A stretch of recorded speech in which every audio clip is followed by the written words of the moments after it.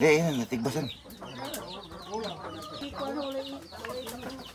So tasty. First time I taste that. Yung kinilaw sa amin sa Mindanao. First time kong nakakain nitong kinilaw na sinasabi sa amin sa Mindanao. First time ko itong nakakain. Kasi sa fish fun ko, pinaano ko, itong tinatawag namin na haluan. Yung iba, ito sunog. Sunog yan. Pero yung laman, masarap yan. Yung sinasabi sa amin, haluan. May ginawa silang haluan, yung malalaki. Kasi may nahuli kaming malaki na, I think is 2 kilos. So ito yun. Ang sarap. Believe me. Ano mo ka, Presidente? Dili, ano na po, pagbase na siya sa